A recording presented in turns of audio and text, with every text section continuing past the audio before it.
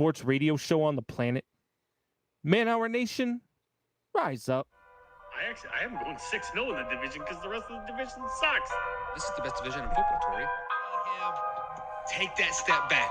We are seeing the true quarterback that he really is, which he is not a very good quarterback. Welcome to the Man Now, where we taking over. It's time to give you them facts. Won't miss a game or two, cause we here for you and we reporting all of them stats. We coming to you live to keep you updated. Broadcast across the country, we the fan favorites. Break the volume to the max and don't nobody touch it. We crossing topics off the list, addressing every subject. So if you ain't got a clue, then you can tune in and give it 24 hours and we back again. Breaking news, new scoops, we the top dogs. From the fields to the courts, we report it all. Buzzer beaters through your speakers, we the ones to call. Trust us for the news if it's got a ball. Giving you the top stories cause we love the turf. Tell a friend to tune in and where you heard it first. Yeah, you're listening to the Man Now. We taking over, it's time to give you them stats. Hey, you listen to the Man Now. Miss a game or two cause we reporting all of them facts. Hey, you listen to the Man Now. We taking over, it's time to give you them facts. Turn the speakers up a little loud. Miss a game or two cause we reporting all of them stats. Because you listen to the Man Hour. And what is up, Man Hour Nation? Michael Buckhouse here with the Man Hour. Head over to manhourradio.com and check out the merchandise page. You can use promo code SUNSET till the end of the week. That is Friday, October 1st, to save 20% off of all orders. That's promo code SUNSET over there at manhourradio.com. Also, guys, tonight's show is brought to you by Thrive Fantasy. Head over to thrivefantasy.com. Use promo code MANHOUR and they'll match up to $50 on your first deposit. That is promo code MANHOUR at thrivefantasy.com. You can also download that on Android and iOS devices. But let's welcome the man, the myth, the legend, the show, Beastie Combs. What's going on, Beastie? What is going on, Buck? What is going on, Man Hour Nation? Belly Up Sports, 313 The Flash. Everybody else who's listening to us tonight. Man, I'm pumped. We're going to talk more Matt Nagy. I get to yell more about Matt Nagy. Yeah, I was going to ease you into it, but you know what? Why not? Let's just go ahead and dive right into it. And Combs, you came out, was on Monday night, and you let Matt Nagy and the Chicago Bears staff just have it. But Matt Nagy has yet to name a starter for Sunday's game, and Combs, it's Wednesday. We don't know if Justin Fields is even healthy to play. We don't know if Andy Dalton's healthy to play. And Nick Foles is Nick Foles. So let me ask you this, Brandon. Who should start next week for the Chicago Bears? Man, I'm torn on this one. Obviously I want to see my boy Justin Fields playing. I want to see my boy Justin Fields doing what he can do. I just don't have confidence that Matt Nagy can put him in the right position to succeed and not get him killed. And I don't think Andy Dalton's healthy enough. And that's why I don't think he's named a starter. I think that Matt Nagy doesn't know how to develop a game plan for anybody, let alone for Justin Fields. I don't think he knows how to develop a game plan for these guys. I don't think he knows what he's doing. I think he's lost. And to be honest with you, I don't think he thinks he's going to have a job pass this weekend. I really don't. Well, let me ask you this. Do you think he is going to have a job pass this weekend? I hope not. I hope not. I would have fired him before he got on the plane last weekend. I mean, what he did to Justin Fields, what he did to the Chicago Bears, I don't think so. I'm not going to go out there and say he was trying to hold back Justin Fields. He was trying to ruin Justin Fields. But what he did was show that he is incapable of being a head coach in this league. He's incapable of being a play caller in this league. And I don't know how he gets a job after Chicago. I really don't. You have yet. Your complaint for 4 years under Mitch Trubisky was he's not my guy. He wasn't my guy. Blah, blah, blah. And people backed you up. I backed you up. I said, after they let go of Mitch Trubisky, I said, hey, we know what we have in Mitch Trubisky. Now let's see what Matt Nagy has once he gets his guy. He got his guy. They traded up and got his guy. And what we saw last weekend was atrocious. You can't have a guy who is mobile, a guy who throws better on the run, a guy who can do things with his leg, and call 3 plays that are designed to get him out of the pocket in a game where he gets sacked 9 times. So let me ask you this question here. You brought up the statement that, he got his guy, and I heard on other sports show, I believe it was Chicago sports show actually, that Matt Nagy has a Justin Fields playbook. It kind of seemed like to me that those were not Justin Fields plays per se. Do you think Matt Nagy is trying to get fired like at this point? I don't know if he's trying to get fired. I just think he is inept at his job. I don't think he knows what he's doing. You know how when you go to work, Buck, and you're in meetings and stuff, and there's this one guy who's constantly just screwing everything up. You're always yelling at him. You're That's always me. doing, Yeah. you're just like, God, how does this guy still have a job? And it's not your job to fire him, Right. but you just everybody else can see, everybody around him can see that he shouldn't have a job. That's where Matt Nagy's at right now. He hears all the chatter, whether he listens to the shows or whether he reads the newspaper or whether he listens to, the chatter outside. He hears it. He knows what people are thinking. And if I'm in that locker room, I have a meeting, and I call the coaches into the meeting, even not just a players only meeting. And my message in that meeting is that we cannot allow Matt Nagy to call another play on offense ever. We can't. It's got to be Bill Lazor's job. It's got to be. You can't. What he showed last weekend, no ability to adjust mid game. And that's been his thing all his entire head coaching career with the Bears is, we got to go back and watch the film. We got to go back and watch the film. Well, if you have to go back and watch the film, you have no ability to adjust in game. You can't watch the film. I want you to make adjustments at halftime. So if something's not working, I want you to make adjustments on the fly, and he can't do that. So Combs, fun fact, they have tablets on the sideline where they actually watch film during the game. So how much film does he need to watch to make adjustments? I'm just kind of asking for it. Well, not only that, maybe he can't multitask. Yeah. Maybe he can't call a play and watch a video at the same. Maybe he can't do those things. Whatever it is, it's not working. And Matt Nagy's time as the Chicago Bears head coach is all but over. I mean, it's just a matter of time before they finally fire this guy. They've never fired a coach midseason. Never once. If they go out and lose to Detroit, if they lose to Detroit here in Chicago, I guarantee there is no way the McCaskies can bypass that and not let him go. Yeah, there's no way. The Detroit Lions are a sneaky good team. They might be 0-3, but they're the best 0-3 team out there. We'll get that. We'll get that later later in the show. But our man Mike Reeves comes across the field and says Matt Nagy will be working at the high school that Adam Gase is working at. #worst coach ever. So it's funny that you say that, Reeves, because I was watching ESPN on Monday or Tuesday, and Mike Greenberg, which is a Jets fan, he was asking for Adam Gase to come back to New York. So, is he really the worst coach ever? I mean, yes. That's solid. And Matt Nagy's right there. I mean, look, you might have coaches who are just as bad right now as Matt Nagy. You might have some that are just as inept, but nobody's worse.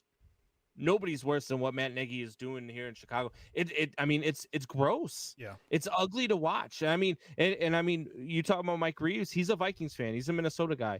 I'm sure he feels just about the same about Zimmer right now.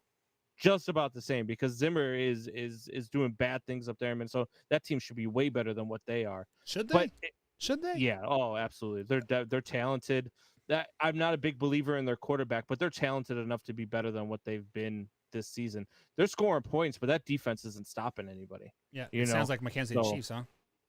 Yeah. So for the Bears, Matt Nagy has got to go. If they lose this week in Detroit and he's still the coach in week 5, I probably won't watch another game the rest of the year. You are absolutely lying through your teeth. We all know that. I'm telling you the truth. I can't do it. Did you see how upset I was on Sunday and Monday when I came on the show? So I can't handle it, man. I watched the Bear games, and I was upset for you just seeing they had one total offensive yard or I don't know. It was just yeah. Put me in a bad mood the rest of the day. I was yelling at Michelle. She couldn't figure out what was wrong. I was so aggravated. And anytime they showed Matt Nagy's face on TV, I wanted to freaking kick a puppy.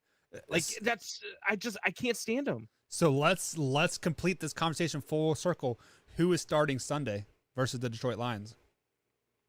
I think it'll be Justin Fields. I think it'll be I Justin think it'll be Fields. Justin Fields, and I just hope and pray that Bill Lazor is calling the shots. Yeah. If you guys want to win, you better put Andy Dalton in because he is the only winning. Stop. First of all, Andy Dalton's hurt. He's got a bone bruise in his knee. He's not going to be ready for at least another 2 or 3 weeks. He's still better than Justin Fields right now. He still has more wins than Justin Fields on the season and passing yards. First of all, that's not true. That is true. Because it's not true because Justin Fields came in the second quarter of that game that they won. Does a starting quarterback get the win though? Yes or no? I thought it was if he doesn't have the lead when he leaves the game. This isn't baseball. Get out of here with that. Which he did not. Well, hey, I mean, if you're gonna give him the win on that, that's fine. But yeah, I mean, they were down 7-0 when he left the game, and they ended up win's a winning win, the game, baby. Just and win, he baby, wasn't win. Playing, so and to say that Andy Dalton's a better quarterback right now than Justin Fields, you're just like smoking something. Yeah, I don't know. Drinking my twisted green tea here. I got a little crank in my throat. So you mentioned something that the Bears have never fired a coach mid-season. We are going into week 4. The Bears currently are 1-2 on the season. They did beat the Bengals somehow, some way, week 2. But with that being said, let's say they do fire Matt Nagy after this week 4 loss to the Detroit Lions. Who fits in as a head coach, not as an intern, but a long-term solution in Chicago? Look, I'd like to see Eric Bieniemy. I mean, your guy over there in Kansas City, I really would. He's an offensive guy. He's shown the ability to do things with Kansas City. I mean, they've been to 2 straight Super Bowls. I would really like to see Eric Bieniemy come over to Chicago. I think he could do good things. And I to be honest with you, if you're Eric Bieniemy and you're looking at the league, because he's going to be a hot commodity. He's probably going to be the most sought after coach always is, in the right? offseason, right? So out of all the teams that might be available, right? You're talking about probably you could let's talk about Jacksonville because I don't think Urban Meyer lasts there. Heart problems. You know, I'm trying to think of all the bad teams. Maybe Atlanta might have an opening. Maybe the Giants might have an opening. You know, a couple other teams might have an opening. But out of all those teams, the Bears are probably the most promising and the most talented out of all those teams, right? You've got Justin Fields. Yeah. You do have to do some work with the offensive line. Your defense is pretty damn good, even though you probably need to add a couple of veteran pieces to it, or even a couple of good young pieces in the draft, however which way you go about it. But that's probably the sexiest job out there. So I think that Sean Desai probably gets the job in the interim, but I'm not so sure unless he comes out and you know, goes, you know, whenever they fire Nagy, say they fire him after week 4. If Sean Desai comes out and gets the Bears into the playoffs, or at least gets them fighting for a spot, he might get a look at keeping the job. But I really would love to see if I'm the Bears, if I'm the GM of the Bears, which I would do a much better job than Ryan Pace. I would do everything I could to get Eric Bieniemy. I really would. Yeah, so on the flip side of that coin, I feel that if the Bears fire Matt Nagy mid-season, let's say it's next week, like let's just say next week is Black Friday and he is gone. If the Bears interim head coach even leads them to a 500 record down the stretch, I think he's the next head coach of your Chicago Bears. Why would you want to, you know, mix things up when you're 500 with no offseason as a coach, not even putting in your system or like anything? Because more than likely it'll be a promotion from the inside, offensive coordinator, defensive coordinator. You already got the install happening. You're just kind of taking over and you're leading the ship and calling. If they beat the Detroit Lions, you're saying? No, like I'm saying, if Matt Nagy gets fired next Friday, period. Or he'd be fired on Monday. Well, next week, right? Yeah. And they bring an interim coach in, and like he goes 500 down the stretch. Oh, yeah. I think they will take that interim label off of the coach no matter what. But if somehow Matt Nagy makes it to the end of the season, it would not be surprising if they try to go to the booth. Like, you know, let's look at CBS. They have Bill Cowher there that's, you know, been linked to a few coaching jobs. Well, like, you know, just like you got to think people that are not in coaching right now that would, how about Rex Ryan? You know, maybe the Bears just need that grungy side of a coach again. You know, not Yeah, none but of see, I this. don't know if either one of those guys know how to deal with a mobile quarterback. Right. You know what I mean? Like both of those Well, guys. Bill I Cowher mean, had Cordell Stewart for a few years. yeah, but he didn't do much for Cordell Stewart. He was more of a receiver slot. Yeah, I mean, Yeah, I you're mean right. that's why they call him Slash. But I just, I want to see. I don't. It doesn't even have to be. Usually, right? You get the offensive guru. You fire the offensive guru, which I use that term extremely loosely Yeah. because this guy is not an offensive guru. Usually, the next hire is a defensive guy, right? Usually, I mean, it's usually the way it goes. I'm okay with that as long as we put the offensive coordinator and the quarterbacks coach. We make sure that they're in a position to help Justin Fields grow. So and is your succeed. defensive guru Dustin Quinn? He is. He was the Seahawks defensive coordinator with the Legion of Boom, and then he went to Atlanta, if I'm not mistaken, as the head coach. And then now he's coaching the defense with the Dallas Cowboys. Yeah, I mean, you look at a guy like that. You look at a guy who in Washington, and maybe he doesn't have a job after this year. If they continue to struggle, but you could lean that route too. I'd even be okay with that hire. I Okay. wouldn't mind seeing God, his name's gonna escape me now that I'm thinking of him. I can picture his face. Former Bear too. Brian God, Urlacher. he was the Bear. He was the Bears' defensive coordinator when they frickin' Julius Peppers. choked in the Super Bowl. But anyway, the head coach of the Washington not Redskins anymore. Why can't I think of his Ron name? Rivera. Ron Rivera. There you go. I'd be okay with that hire too. I want you to put something in place that is going to allow Justin Fields. And look, Bill Lazor might be able to do a good job with that. He did a good job last year when they allowed him to take over the play calling. They allowed him to take over the play calling. They went from a 500. Well, they finished as a 500 team still, but they ended up into the playoffs after looking really, really bad after like 4 or 5 straight losses. Right. Then they end up salvaging it and getting into the playoffs, because Bill Lazor's calling the plays. And then for whatever reason, Matt Nagy's like, oh, cool, you guys are the playoffs? I'm going to take the play calling back over. So before we move into the next topic here, since you guys like the Kansas City Chiefs sloppy seconds so much, a.k.a. Matt Nagy and Eric Bieniemy, why don't you guys just go ahead and take Steve? They should have never hired Matt Nagy. Just take Steve Spagnuolo. There's your defensive coach. Put him as head coach, and everybody will be a lot better and a lot more happier. I'd be happy because Steve Lowe's ass is out of here. Screw that guy. God, he is so bad. Dude, talk about a bad coach. There you go. But see that's the thing. Like Matt Nagy, before he became the head coach of the Bears, for whatever reason, he got a ton of credit for what he did in Kansas City, even though he crapped his pants in the playoffs in Kansas City. Yeah, I mean, they crapped the bed that year. Yeah, sometimes just offensive coordinators or defensive coordinators, like that's their forte. Once they get into the head coaching spot, that they don't, they can't take the take the responsibility. And Matt Nagy could be one of those guys. Who else is? Would you fire him if they don't win against Detroit this weekend? Would you fire him on Monday? But you still have a win, and there's winless teams out there. Let me change that. If he goes out there and they compete and the game plan is different and they're moving the ball and they're scoring points, but they still lose, probably keep him around, right? Yes. But if he goes out there, if you give up nine plan, sacks again, 46 total yards, he's fired at halftime. Exactly. If it's the same game plan, if it's the same, stale offense, if you're still only doing 5 and 6 step drops with a mobile quarterback, you've got to be gone, right? Ryan Pace is walking down at halftime with his pink slip and saying, "I'm the head coach now. Get your stuff and leave." God, that would be even worse. That guy needs to go too. Speaking of being head coaches, Aaron Rodgers is coming out on the Pat McAfee show. Like, obviously, it was Tuesday, yesterday or 2 days ago, and he does his weekly appearance. And there he says he loves being able to shut people up again. First things first, Combs.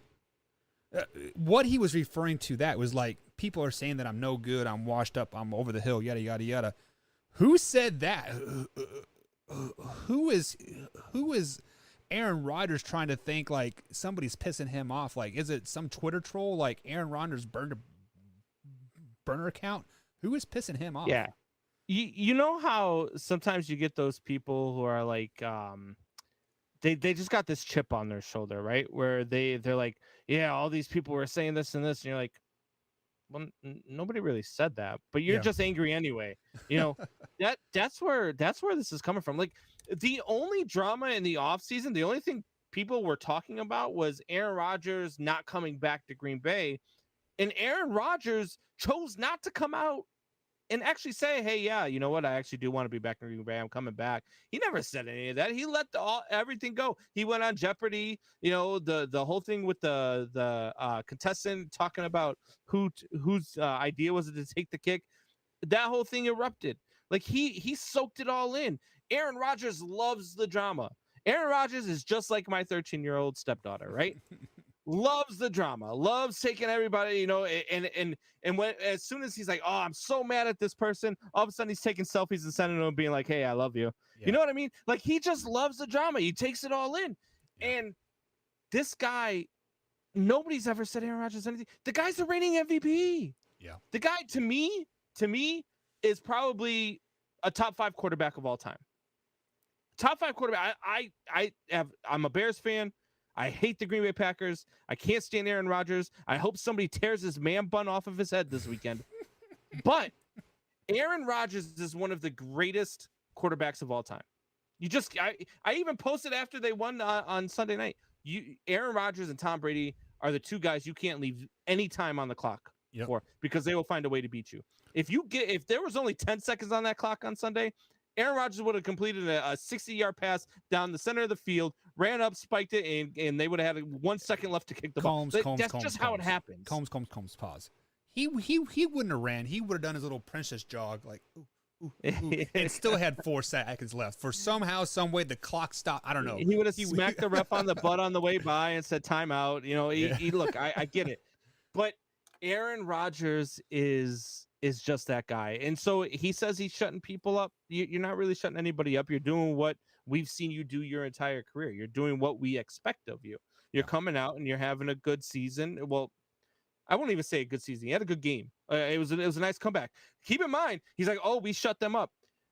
Hey, Aaron, you had a 17-0 lead at halftime and you needed a last second field goal to win the game. Very true. Anybody remind him of that? No. So I don't know who he's shutting up, but I guess he's shutting somebody up. And I'm like, I don't know. I don't know what it is. Maybe, you know, we'll see some more memes of who he looks like. You know, the guy in his first week of work bumming smokes off of people, or the guy stealing carburetors out of the local shop. You know, all those things. I saw one the other day. He was looking like, what did I say? He looked like Nicolas Cage playing Aaron Rodgers in a movie about Tom Brady. I was dying when I saw that one. So let's complete this full circle here, because we know that Aaron Rodgers did not come to training camp. Obviously, you know, we're in week 4 of the NFL season, and Jordan Love looks suspect at best during the preseason. How bad would the Packers be without Aaron Rodgers this season? Well, I mean, you're losing one of the top 5 quarterbacks of all time, so you'd be infinitely worse, right? Because Jordan Love, look, let's be real, okay? It's 2021. If Jordan Love was the guy they thought they were going to be, they wouldn't have fought so hard to get Aaron back. They would have been, oh, Aaron wants out. All right, well, we don't really want to trade him. We would have said that in the media. We would have said that to the people. We don't want to trade him, but he wants out. So, hey, San Francisco, you want him? Here you go. Give us, a couple of picks, and you can have Aaron. That's what would have happened. But they know Jordan Love's not the guy. Jordan Love is not. Well, maybe he will be. He's just not ready to be the guy right now. And I don't know if he will ever be ready to be the guy. But they'd be 0-3 right now. So what you're saying is that there are quarterbacks out there that need to sit a year or 4 to learn how to be an NFL quarterback, right? No, that's not what you're saying. If you're ready to be an NFL quarterback, you're ready to be an NFL quarterback. And if you're not, there are guys who develop an NFL quarterback. I mean, you remember, Aaron guys, Rodgers, first of all, Aaron Rodgers would have been ready. Tom Brady did sit like his first 9 or 10 games, Combs. I'm just throwing it out there, learning behind Mr. Drew Bledsoe himself. But Combs likes to storm off because when he's right or when he's wrong, so he's probably calling 911, getting ready. Go away, Combs.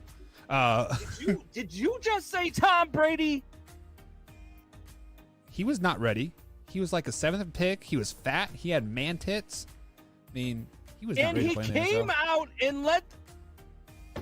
He came out of what? The closet because he pulled that dick out of his ass and finally started playing ball? Like He came out after. Oh my God, you're talking about Tom Brady. The man's been to 10 Super Bowls. He's won 7 of them, and you're going to talk about Tom Brady not being ready to be when he was he? Stop it. Yes or no? Was he? Yes, his rookie year he came out.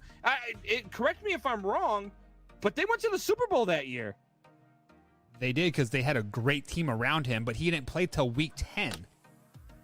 They would have went to the Super Bowl with freaking Drew Bledsoe there. Let's be honest. Oh my God. And how many teams did Drew Bledsoe play on? 12, 13? Was Patrick Mahomes ready his rookie year? No. You're stupid.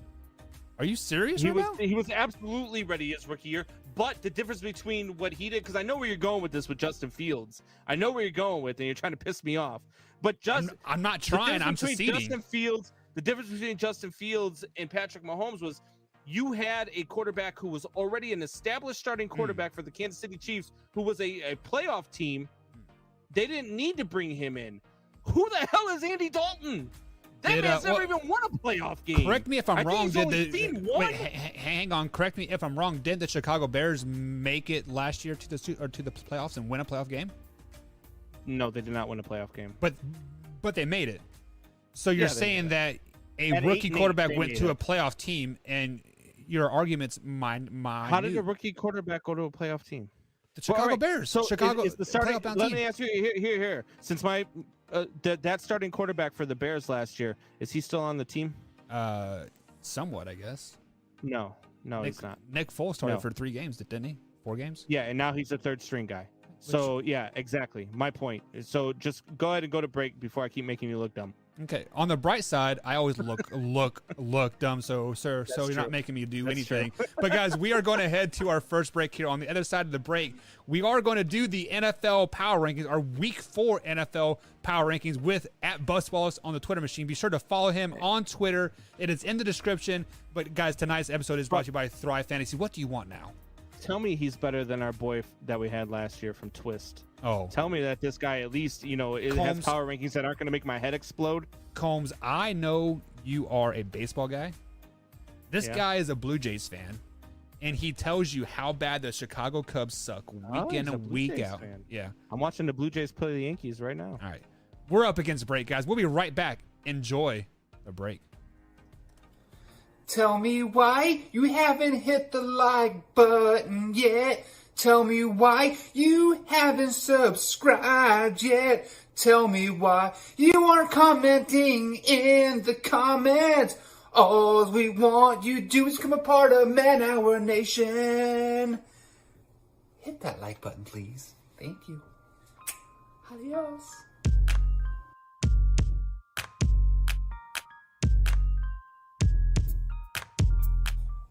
What's up, Man Hour Nation? Coming up here next on the Man Hour NFL Power Rankings with Graham Wallace. @BusWallums on the old Twitter machine. Check him out. But right now, guys, hit that like button, share this with a couple friends, and be sure to comment. It helps the channel more than you ever know. We appreciate everything you guys do for us here in the comments at youtube.com/manhour. Man Hour Nation, rise up.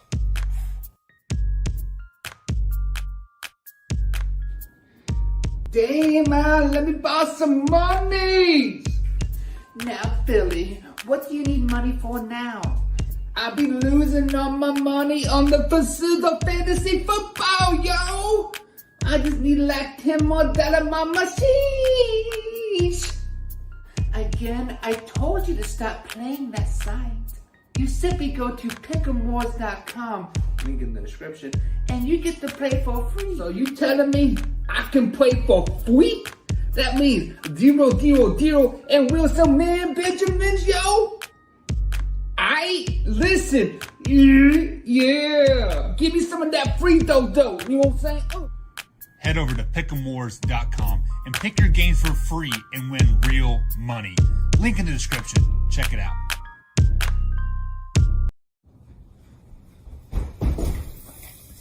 Hey, glad you're there. New merch. Check it out. manhournradio.com. Hey, look, a hot dog.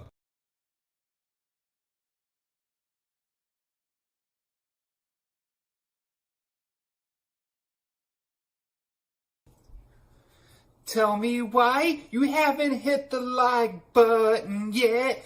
Tell me why you haven't subscribed yet. Tell me why you aren't commenting in the comments. All we want you to do is become a part of Man Hour Nation. Hit that like button, please. Thank you. Adios.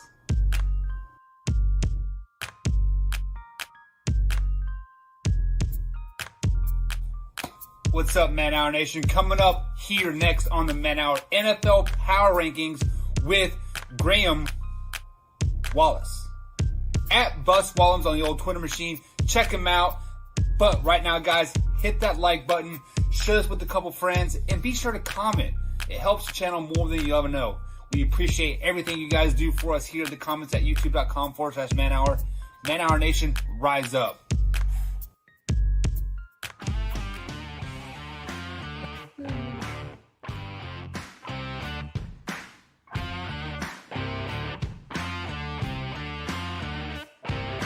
And welcome back to the Man Hour, guys. Michael Buck Costello and Brandon BC Combs tonight. That's BC, not Beastie. BC. Although Beastie merch is coming, I figured out a guy to get with us. Combs, you got to like morph your face into like a devil, little demon thing, and Oh god, it's going to be pretty cool.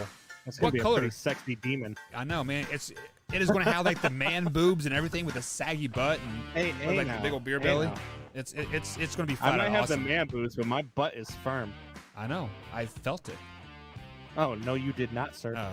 So guys, if you enjoyed that commercial, apparently I wasn't supposed to air that, although I told everybody that I was. But Oh, yeah, my word. hopefully I don't find it offensive. I guess some people find it offensive, but whatever. It's all meant and funny and whatnot. But it is time for NFL Power Rankings, Combs. So let's bring our man Bus Wallace onto the screen here. Mr. Wallace, at Bus Wallace on the old Twitter machine. How you doing tonight, bud? I'm doing great. This means a lot to me because I'm missing some of a crucial game between the Blue Jays and the Yankees. They're fighting. Blue Jays, my Jays are fighting for their playoff lives, but I'm still here with you guys because I just like you. Yeah, well, I we think definitely the Blue like Jays you are too, going to man. take that over too. By the way, Graham. Oh, I love that. I love that energy. I'll take that in, that positive energy, and hopefully they can kind of seal it and win They're at least such a 4 of gritty these team. next 5 games. My dream ALCS right now would be the Rays or the Jays and the White Sox. White Sox, okay. Yeah, just two young gritty teams that would just go back and forth. I mean, there'd probably be extra innings in every game. I love that. We'll see. I'm not sure if the White Sox will get there. Between the Astros and the Rays, I think they're weaker than both of those teams, but I love that. We'll see what happens. I know you're a Chicago guy, so you I'm a gave me Cubs some guy, Toronto though, love, man. so I'll give the White Sox some good voodoo as well. Or We were juju, actually whatever you wanna talking call it. about the Blue Jays actually before the show even started and how they have like 3 players on the team that are like dads that used to play in the major leagues as well. So yeah. And Bo Bichette Yeah. hit a home run earlier too, so that was Yeah. pretty cool. So they got 4 guys with over 100 RBI. And also, I know this is a lot of baseball talk to start us off, but Semien now has 44 home runs, the most by a second baseman ever. So that's really Yeah. cool. well, the I'll only thing that talk matters baseball is all day Salvi long. hit 48 today. So that's Oh, all did he good. hit Yeah. another one today? Yeah. He's 40. so good. I thought he was at 47. Okay, well, Yeah. he Is there has a the more most in underrated baseball. catcher in the game right now? He's Underrated. probably the most Yeah, he's so underrated. I think he's getting some love now with what he's doing with the power numbers. He should have got that love a long time ago, though. He's such a well, good he's hitter. never He's good approached- defensively. Yeah, he's never Yeah. approached that kind of numbers before. I think 29 or 30 was his career high before this Well, he's season. he's Even also only I played like mean, 70% of yeah. the games too. Like he would take 2 days off a week too. So. I love Salvi. It seems Yeah. like he's been in baseball forever. He's only about 30 years old, which is kind of crazy. He was 7 drafted when he was All-Star 16. appearances. Yeah, just a class act. Love that guy. All right, so Let's face it, he's Salvador Perez. He's actually really 47. He just hasn't said it on his Nobody birth knows his certificate. real age. Yeah, right. easy to the World Series. Mr. Wallace, Mr. Bus Wallace, tell them all Yes, about sir. your show, or not your show, but your blogs and whatnot. And I've been sharing them on Yeah. our feed, so be sure to just let them on. Yeah, I saw that. So you can catch my articles at jaysjournal.com. I started writing for them a few weeks ago. Most recent one came out a couple of days ago. You can also follow me on Twitter at Bus Wallace. You can find me on Instagram as well. If you just search Bus Wallace, you'll find me all lowercase letters. So Yeah, and I do tag him on the Man Hour Twitter 30 times a day, it seems like, with all the power rankings that we've been doing lately. So we have already released the bottom 16, and just to recap here, guys, the bottom 4 haven't changed. The Jets still suck. The Jags still sucks. Lions are still underrated. The Texans are, catching reality. But then it's the Giants, Falcons, Bears. What? Did you just say the Lions are underrated? Yeah, they are. Buck, you realize they're 0-3, right? You realize they were leading the Packers at halftime, and they lost Just because the refs you sucked picked them to be 11-6 does not make them underrated. It's still a chance, dog. It's still a chance. where would you like me to have them? Sorry, I know we're going to get to my rankings. We're maybe behind here. But... Well, we're not behind. You have all the time in the We're world. good. Okay. Because we're talking football, and I know how to get underneath Combs' skin. I'm already prying under it. Combs, the Lions should easily be above the Vikings right now at number 20. So they should be 19, 20, 21 range. Easy. They haven't won a game, Buck. Last time I checked, the Vikings are 1-2. Okay. How can you have an 0-3 team ranked above a 1-2 team? He has a Colt ranked above the Bears. I would have the Bears at 33. Here you go. That's how bad they are. I would have them at 33. They are so bad. I would pick up a college team to put at 32 and drop the Bears at 33 as long as Matt Nagy's their head coach. Hey, Graham, you looked surprised when I told you that the Bears were ranked below the Colts. I had to kind of look at my and be like, wait, yeah, I did do that. It's because the Bears suck. Let's just be honest. The Bears are the worst The team in Bears NFL are having football. a rough season. 47 yards total offense. I mean, that's just a tough pill to swallow. Week 2 was a pretty good performance against the Bengals, who seem to be a team kind of on the rise. But I think we should just maybe continue with the rankings. I mean, they're both having tough seasons. Let's just say that. Sometimes it's a crapshoot for me putting these teams. They're all kind of in the same bundle, and sometimes it's a crappy bundle, and it's just kind of a toss-up. Just moving forward, always put the Lions above the Bears. I mean, that's how you got to do. Being in Toronto, who's your team in the NFL? So I'm a Bills fan. Their games Makes are always sense. on TV here. My parents threw a Super Bowl party years ago. I think it was the Bills Giants Super Bowl. I was just a little kid, but I remember that vividly, and that's kind of what started me on this whole Bills fandom thing. I do remember vaguely the Jim Kelly years, and then kind of a bunch of rough years after that, and their games are always on TV. Yeah, Jays and Maple Leafs. You got it. You literally live the sports hell. Yeah, well, I'm a Raptors guy too. We won the championship a couple years ago. That was pretty cool. But I mean, I'm a you tough gotta guy. rep your I'm a country, Canadian. Right? Yeah, we're tough. That we're polite, but we're tough. So look, as long as your rankings are better than Benzie's, and so far they sound like they are, I'm okay with it. yeah, so he did have some big movers in the bottom half. Coming in at number 17 was Cincy. And then at 16, this is a first break here, is you had the New Orleans Saints up from last week. Why'd you put the Saints there? Yeah, well, I feel like this was a really important week for the New Orleans Saints because through 2 games, I really didn't know what their identity was. Right. Now, after a couple of successful games, I think the formula for success for them is 25 or less pass attempts for Jameis Winston, and also incorporating Taysom Hill as that kind of wild card, secondary quarterback, whether it's a run or a different pass option. I think he still needs to be a big part of this team. And, I think that's kind of their formula for success. Yeah, and I think you are spot on that, because they do arguably have a top 5 running back in the league, and their top receiver is out in Michael Thomas, and we don't know when he's going to come back. I think he got put on IR, so I don't think he's even eligible till week 8, I think it is. But yeah, I mean, you are exactly right. The less Winston can throw the ball, the less chance he has to throw interceptions, and the less they can put the back against the wall. So 16 for the Saints, I think, is pretty much spot on. At number 15, you have the Tennessee Titans after a big win versus the Colts. They also moved up in the rankings. They did, yeah. I think this might be the best of a bad bunch. I'm not really impressed with what I've seen from the AFC South so far. They kind of had a back and forth battle with the Colts, who have had, a tough season so far.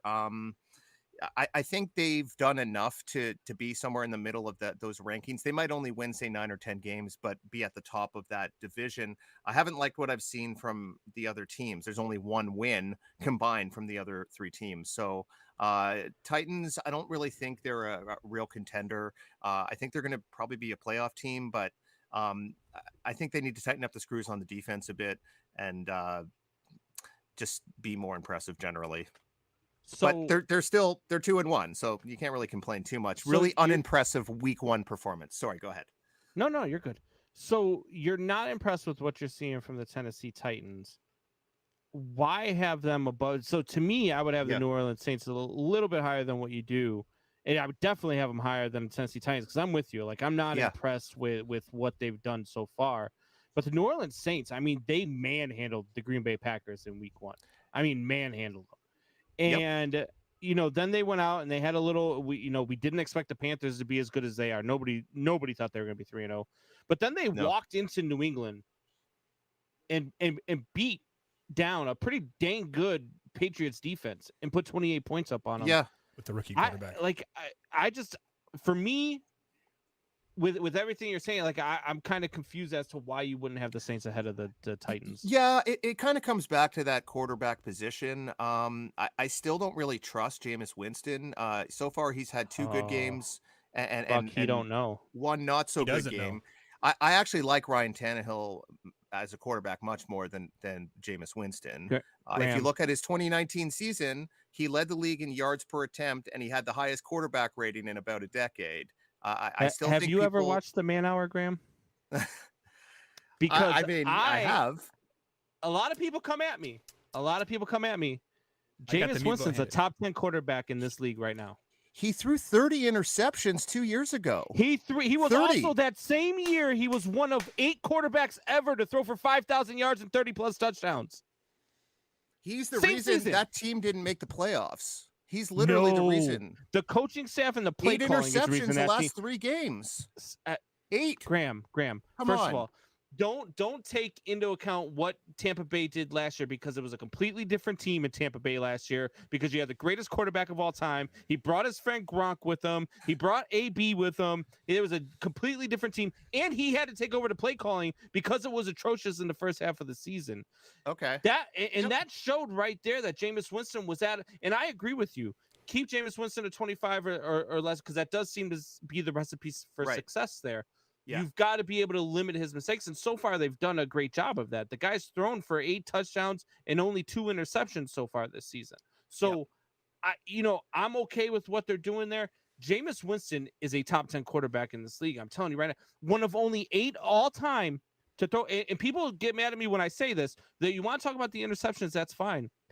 Brett Favre made a Hall of Fame career out of throwing interceptions. He never threw 30 in a season. He threw 29. That's not 30, Combs. That's not 30. 4 times in his career, he had more interceptions than he had touchdown passes. Okay. I'm not even close to ready to put him at the top 10. I think that's crazy. Yeah. I think he's somewhere in the middle. Okay. Do you think he's better than Josh Allen? Do you think he's better than Baker Mayfield? Do you think he's better than Lamar Jackson? Do you think he's better than Aaron Rodgers? Do you think he's better than Matthew Stafford?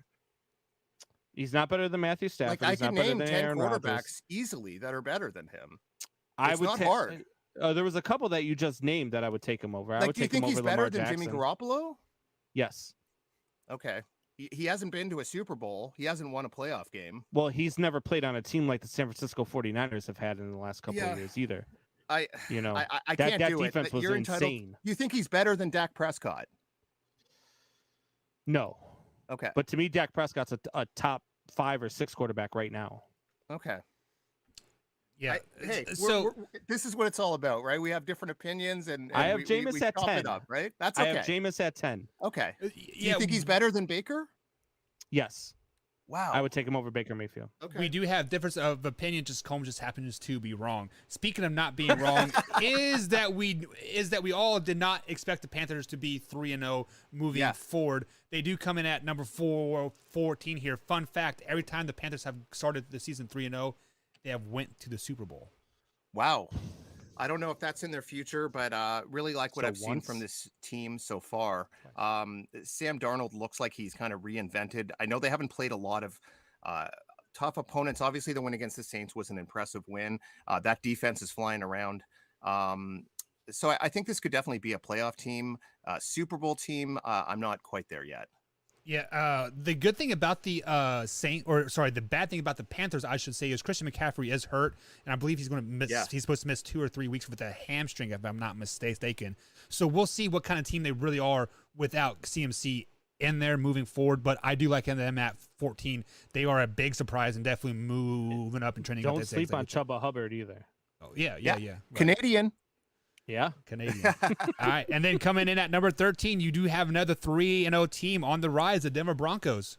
Yeah, a lot of people might say, well, why don't you have them higher? They're 3-0. Well, the combined record of the 3 teams they played is 0-9.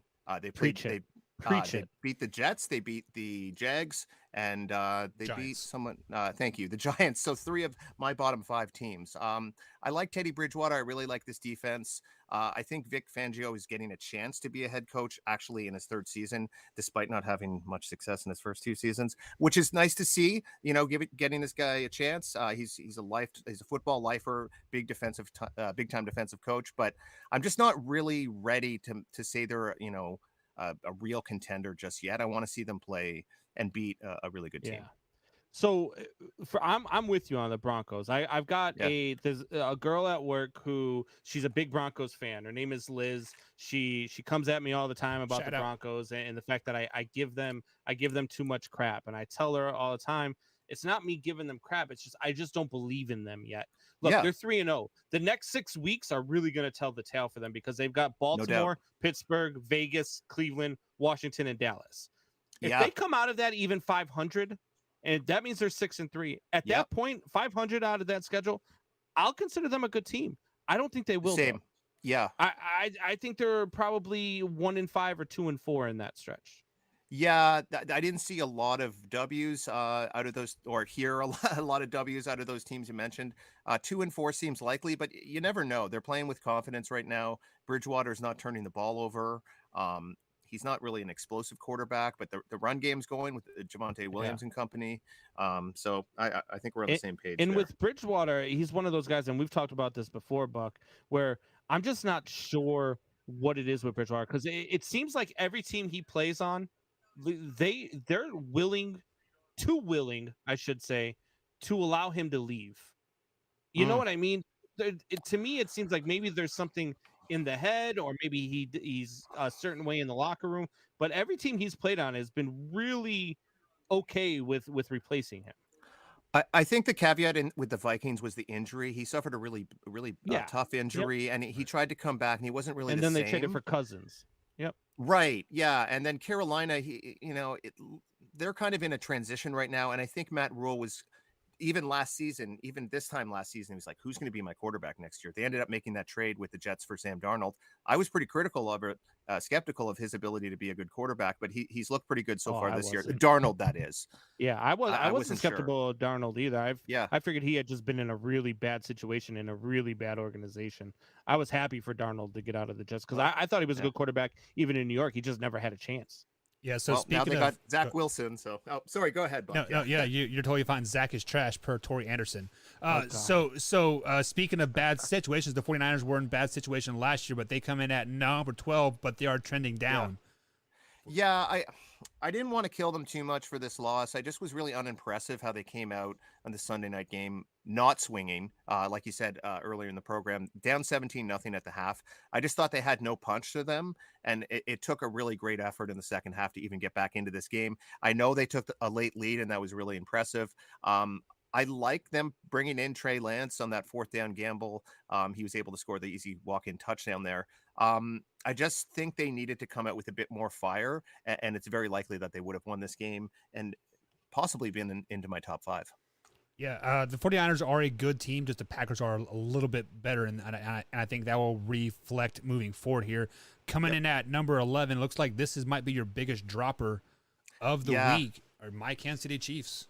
Yeah, I struggled with this, guys. I still consider them, a playoff team, but at 1-2, they're at the bottom of the AFC West right now. There's two 3-0 teams, and there's the Chargers who just beat them, who's coming in at 2-1 as well. I think there's a lot of there's some troubling trends that are happening in the last couple of weeks with the turnovers and the interceptions, particularly with Mahomes. Now, I did some reading about this. They have 9 new starters combined on offense and defense, and I think there's some gelling going on with those two units. They're giving up a ton of yards, however, both through the pass and run game on defense, so that's troubling as well. I think they're going to figure it out. You have to give them some benefit of the doubt. This is a team that's been to the Super Bowl the last couple of years, but the Super Bowl hangover, guys, is real. We've seen this with many teams that have lost in the Super Bowl, and they ended up having a 7-9 or something like that season. So that's very possible. I think they have the ability to dig themselves out of this small hole that they've dug for themselves, but they got to start playing better and soon. Well, I picked them at the beginning of the season to be 14-3, and I had them starting the season 0-3. Whoa. And just had them going on a run. And I thought they're a Cleveland collapse away from being 0-3, right? So I think that they're right on par with where I thought they would be. I think they're going to go out and tear up Philadelphia this week, and then then they get Buffalo, which is going to be the challenge. But then if they beat Buffalo, that's really going to send them on a roll, and I think they could still finish the season 14-3, 15-2, somewhere around that ballpark. Wow. Yeah, and they'll turn it around. I believe in Patty Mahomes, and I think the losing of Sammy Hawkins is hurting the Kansas City Chiefs more than what was on the surface, to be honest. But now they got Josh Gordon. Yeah. Everybody's going to be really relaxed in that clubhouse. So what do you guys give him? 3 games? 4 games? 3. Before he gets suspended? Before he's out of the league for one reason or another. Oh, yeah, till the end of the season. Okay. Really? Yeah. That's a big bet. I would love to see him find success and find happiness, And that team, Tyreek Hill had his own problems in college. A lot of people kind of forget about that. But he slipped big time in the draft, and he's been pretty clean since he's been in the NFL. So. Well, Andy Reid's a genius of sweeping stuff under the rug as well. So we just want to point that out there. So coming in at number 11, Mike LeBlanc's Dallas Cowboys after a huge win. Number 10, Dallas Cowboys. Yeah. I thought it was a really impressive win. Obviously, the Philadelphia Eagles they seem to be in a rebuild right now. Jalen Hurts had probably his worst game as a pro, but I'm impressed with this team. The defense looks a lot better. It looks re-energized. Micah Parsons, I'm going to keep hammering this home, defensive rookie of the year. This guy Diggs is very impressive out on the secondary as well. So, the thing is, they only need their defense to be somewhere in the middle. This looks like potentially a top 5 offensive unit. So they look by far the class of the NFC East. So they just got to keep playing well, and they'll find themselves in at least with a home playoff game. Yeah, you are exactly right.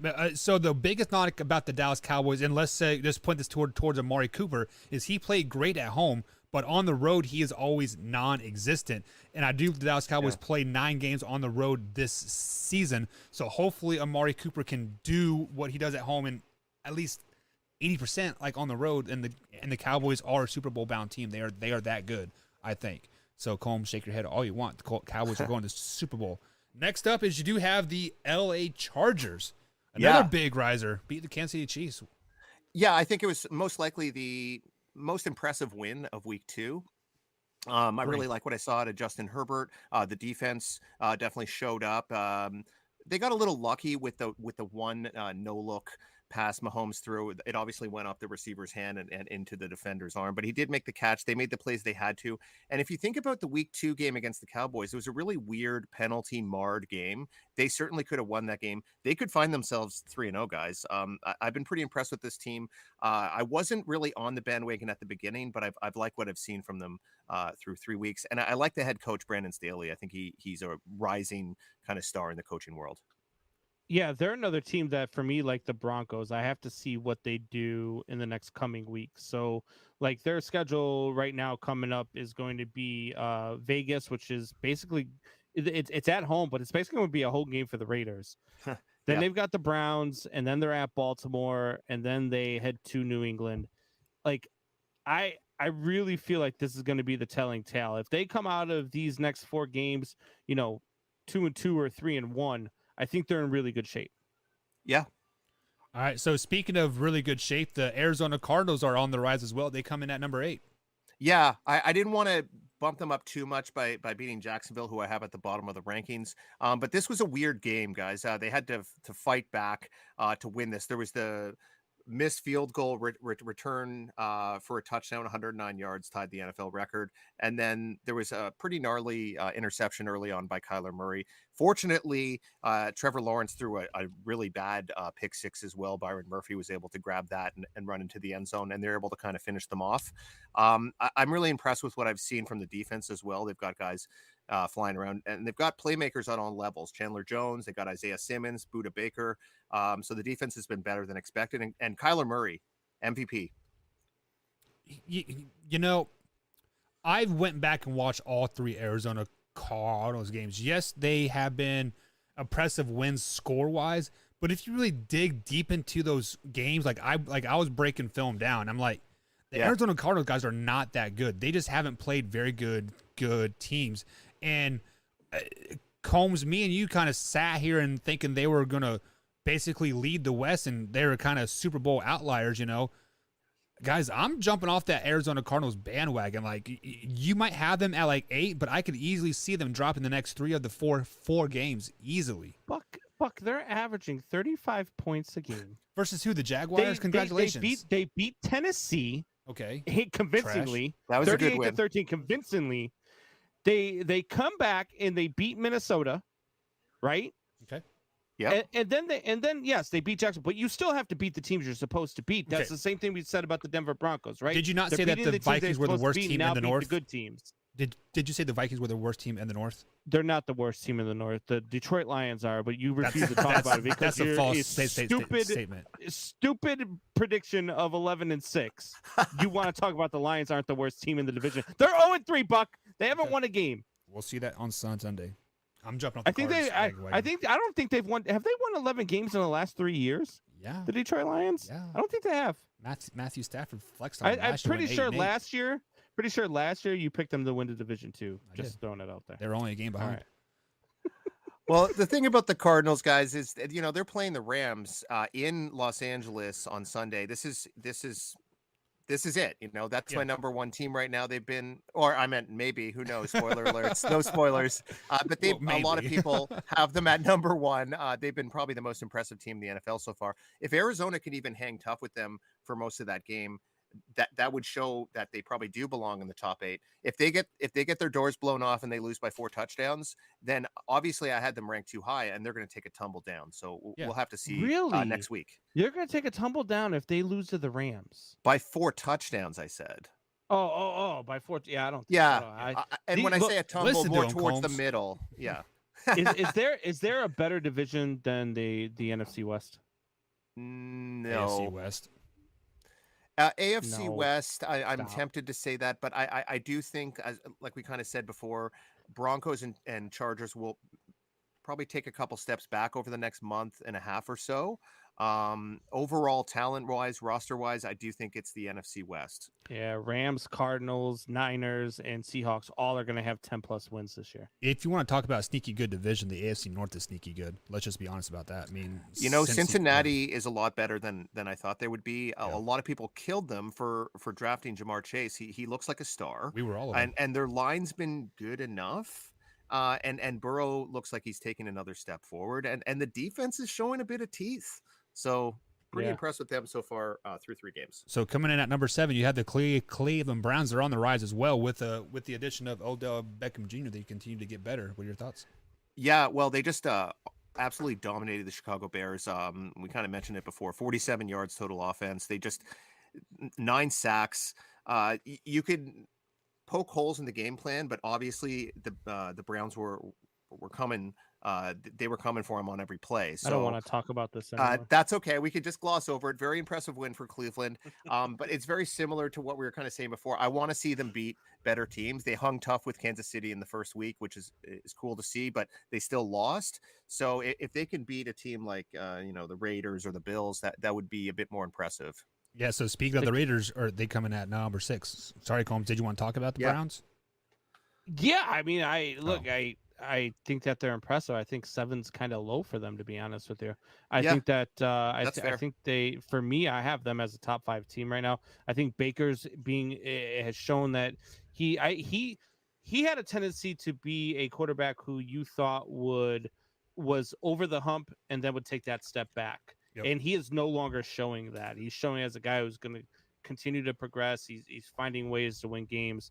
I really like Cleveland. I like them higher than 7 though. Let's flash back to last year's Monday night game when they had the Steelers, when Baker went off for like 500 yards, right, Combs? We sat here and said, hey, he is going to take a step back, but he could just continue to progress and better and better and better.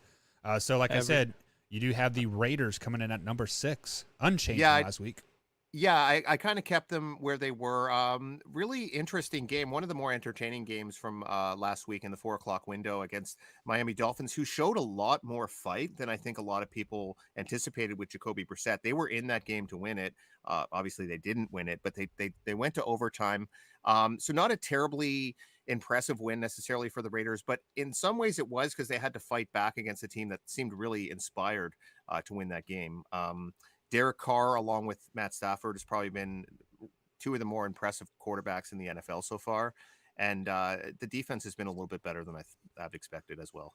Yeah, just on the flip side of that, the Raiders started 6-2 last year, and then they fell off the face of there. So we'll see what happens. Good. Yeah, I'm waiting to see a complete season from them. I'm not sure if it's going to happen this year, but you got to give them the kudos where it is. They beat the Raiders, right? And they beat they beat the Ravens, and they beat someone else good in the second game. Sorry, I'm snoozing on it right now. Steelers, thank you. Yeah. Who aren't looking so good right now, so who knows how impressive that is. But it was a West to East Coast game at 1 o'clock. It sure was. So, yep. Is Derek Carr the most underrated quarterback in the NFL?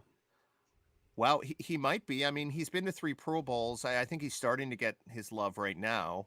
But I think it's always he threw for 400 yards and they lost by 6. Or he threw for 5 touchdowns, but then he threw an interception at the end of the game. It would always be, now he's making the winning plays that are actually making a difference in the game. And I think that's starting to give him a bit more recognition. So he's definitely on a short list, I'd say, probably. He's been to 3 Pro Bowls because Patty Mahomes has been playing in the Super Bowl and Tom Brady doesn't go to the Pro Bowl. So well, Trubisky made a Pro Bowl, for God's sakes. I mean, they're putting anyone in that game, right? That should prove everything right there. Yeah. Well, who else made a Pro Bowl and that shouldn't have made a Pro Bowl, and that's Lamar Jackson. The Baltimore Ravens are unchanged from week 5. Obviously, the Zebras helped them out, and MVP. And the 65-yard and then record keeping field goal kept them at end the top 5, but they're unchanged from last week.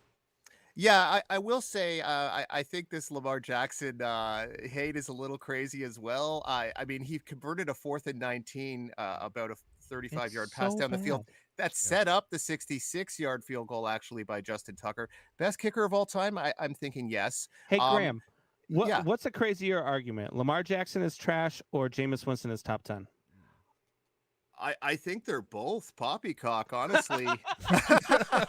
Well, what was that word? Poopycaca? Is poppycock? Oh, poppycock. Poppycock. Yeah, it's a kind of popcorn as well. I can't get behind either one of those, but that's okay. We can still be friends. Okay.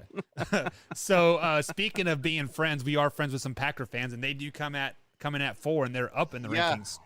Yeah, Combs said it. Maybe I had Browns too low. Maybe I have Packers too high here, but I just have a feeling that this team is kind of on a roll right now. I know it's only 2 in a row, but I like what I saw from the defense, especially in the first half. I think Joe Barry's unit is starting to come along. A lot of people were really critical of this hire, and he hasn't had a lot of success, honestly, as a defensive coordinator earlier in his career. But it seems like the guys are starting to buy in. We saw some really good plays on defense from them, and Rodgers looks like he's putting it together. We know he could get the job done. He's got a great chemistry with Devontae Adams, and he's developed it pretty nicely with Aventis Valdez Scantling. Scantling. I couldn't quite get his Yeah. name there. Thank you. So they have some Welcome to nice my weapons on offense there, and maybe I have them too high at 4, but I like the mojo going on with this team right now. Yeah, I would have flip flopped them in the Browns, and not to. I mean, you say you like what you saw from on, dude. They blew a 17-0 lead. Yeah, they did. You got to give San Francisco some credit there. Yeah, for sure. Yeah. But like I said, it's a little tough to put these together sometimes. I do put quite a bit of thought into it, and sometimes it's just a feeling like, well, this was a more impressive win, and you weigh different things, Yeah. and people are always going to poke holes in them, and that's what it's for. But So Yeah, what you're saying It's is hard you to put follow together the a eye test. is what you're perfect saying. one. Yeah, you go with your gut, you go with your yeah. your I love eye, the you eye go with your test. heart, whatever, and Welcome whatever to the feels right. manhournation, where we do all eye tests. Yeah, thank you. Yeah, I get criticized for that. By the way, Yeah. I get told that the only time I go to eye test is if I'm losing an argument, which is not true. It just is not true, right. actually. So we are up to the top 3 here. So let's go with Yeah. number 1. Number 1 is Okay. is a riser, and that's the LA Rams. They beat the Bucks got on it. Sunday night, or Sunday. Yeah. Rams at 1. Rams at 1. I was really impressed with what I saw. We saw the Sean McVay that we saw from a few years ago, smiling and energetic and happy. Apparently, he had a killer headache after the game. He just is in love with Matthew Stafford right now, and what he's doing with this offense. Who could blame him? He's throwing the ball down the field. The loss of Cam Akers really seems to be mitigated by a really pass-happy offense. We'll see if Sony Michel and company get more carries as the season kind of goes on. But I really like what I've seen. Aaron Donald is a dominator. They got Jalen Ramsey. They got a great defense as well. This looks like the most complete team and the best team right now in the NFL. Yeah, and you do have them at number 1, and also Henderson is out for the foreseeable future as well. So Sonny Michel will be the workhorse, and they got a 4th rounder. Combs, you remember his name? Tori can name it, but I don't know who it is. But yeah, the Rams do look great. The last time I did saw Sean McVay like this and love his quarterback this much, Jared Goff stole his girlfriend. So hopefully Matthew Stafford doesn't steal his girlfriend as well. So maybe the mojo will stay fine over there in LA. But next team we are going to talk about are the Tampa Bay Bucks. Yeah. And we have 2 spots left, 2 and 3. Combs, where do you think the Bucks should land? God, it's Tom Brady. So I mean, I guess I would throw him at 2. And that's exactly where he has him. The Bucks coming at number 2. Yeah. Yeah, I couldn't really drop them too far from they were the number 1 spot the first few weeks. They lost by 10. They were competitive in this game, but Rams definitely were better. I thought they deserved the benefit of the doubt of not falling beyond that single spot. They're still a Super Bowl team in my mind. And unless they start losing more games, they're going to stay near the top of those rankings, I would think. Yeah, whoever won that game was going to get the number 1 seed, and whoever lost is going to stay at 2 for me. Yeah, I mean that's just a battle of the 2 best teams in the NFL right now. And then that gives us our last team, the Buffalo Bills. They do come in at number 3. However, they are rising up. Yeah. I believe they had them at 4 last week, if I'm not mistaken. Yeah, that's right. I mean, they beat the Washington football team. Some people say, well, there was a home game against a middling opponent, but they really kind of hammered this team. They confused Taylor Heineke. I know it was his first road start, only a second career start, or third if you count the playoff game from last season. But he really didn't look good. The pass rush is really improving. The running game looks really good, and it's usually the running game that kind of lags behind the passing attack. So that's really been good to see, and they've been able to make some plays on special teams as well. So this looks like a complete team and a Super Bowl contender, which I thought they would be kind of entering the season. Let's not forget that they pushed 2 shutouts too. It's interesting that we've got 4 3-0 teams, and you've got 2 2-1 teams in your top 3. Yeah, I mean, I didn't want to put. We talked a little bit earlier about the Broncos and Panthers. Denver, I think yeah. we're anticipating them kind of falling off a little bit. I didn't want to put the Raiders too high because we've seen a blistering start from them before. So I'm kind of sleeping on Arizona.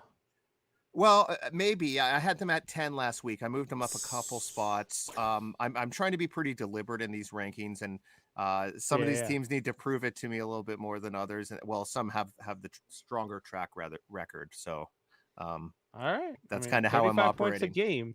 It's pretty impressive. No, it is. And against Jacksonville, yeah.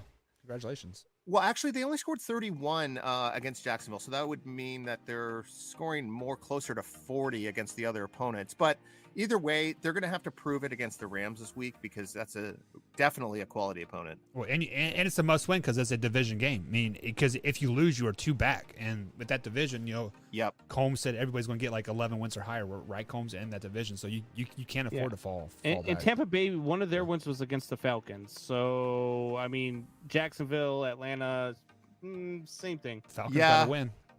That's fair. You know who else has a win? Who's Mr. Bus Wallace on the old Twitter machine and writing with his blogs. Tell people where they can find you again. Yeah, of course. So it's going to be at Bus Wallace on Twitter. You can also find me at Bus Wallace on Instagram. And look up for my articles on jaysjournal.com. Blue Jays are in a really exciting playoff race right now. I got in the background here, but I'm talking some football with my guys. So make sure to check those things out. Are you getting nervous right now, Graham? I'm nervous. Two-run lead, top of the 7th. Yankees have no outs. Yeah. My guy Tim Mesa is on the hill. I think he's going to find a way out of this. I have to have faith. I hope so. I'm with you here. Yeah, thank you. I appreciate the support. All right, guys, we are up against our next break here. On the other side of the break, we are going to talk a little way or no way. That is brought to you by Skull Candy Headphones. Head to skullcandyheadphones.com. Link is in the description, guys. We'll be right back after this. Tell me why you haven't hit the like button yet. Tell me why you haven't subscribed yet. Tell me why you aren't commenting in the comments. All we want you to do is become a part of Man Hour Nation. Hit that like button, please. Thank you. Adios.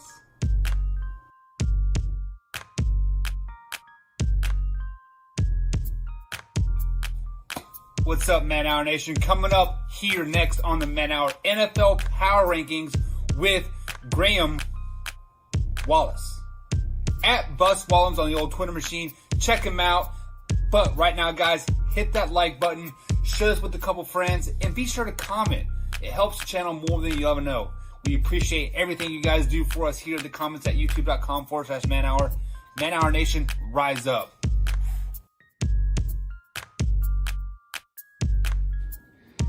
Damn, man, let me borrow some money. Now, Philly, what do you need money for now? I've been losing all my money on the pursuit of fantasy football, yo. I just need like 10 more dollars on my machine. Again, I told you to stop playing that site. You simply go to pick'emwars.com, link in the description, and you get to play for free. So you telling me I can play for free? That means 0, 0, 0, and Wilson Man Benjamins, yo. Listen, yeah, give me some of that free dough, you know what I'm saying? Oh. Head over to pick'emwars.com and pick your games for free and win real money. Link in the description. Check it out.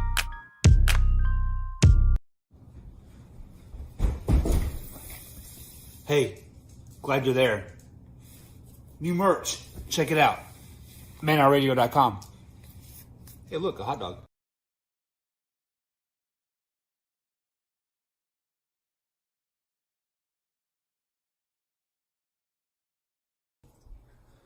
Tell me why you haven't hit the like button yet.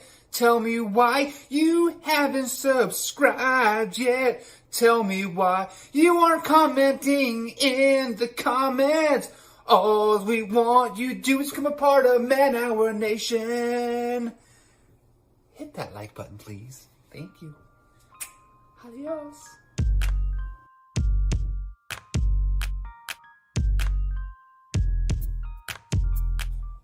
What's up, Man Hour Nation? Coming up here next on the Man Hour NFL Power Rankings with Graham Wallace. At Bus Wallace on the old Twitter machine. Check him out. But right now, guys, hit that like button, share this with a couple friends, and be sure to comment. It helps the channel more than you ever know. We appreciate everything you guys do for us here in the comments at youtube.com/manhour. Man Hour Nation, rise up.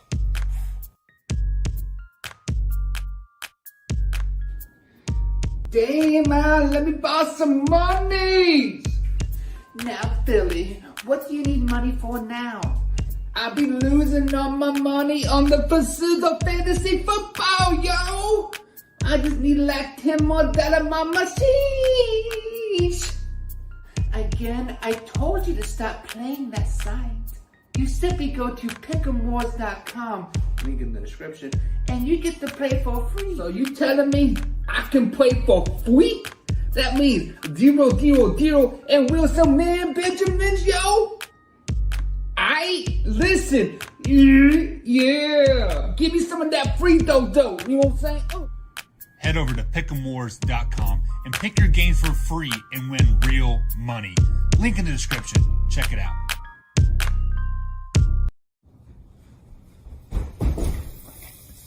Hey, glad you're there. New merch. Check it out. manhournradio.com. Hey, look, a hot dog.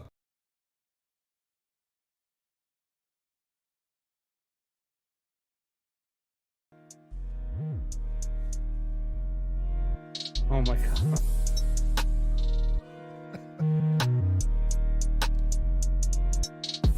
And welcome back to the Man Hour, guys. Michael Buckkosh along with Brandon Combs. Now, you can find us on Twitter at manhour_buck and, of course, manhour_Holmes on the Twitter machine. We just got done with Graham Wallace talking some NFL power rankings. That is clips, so if you missed any part of the show whatsoever, head on youtube.com/manhour. Hit that subscribe button, hit the bell icon as I do upload the clips 8 a.m., 11 a.m., 2 p.m., and 5 p.m.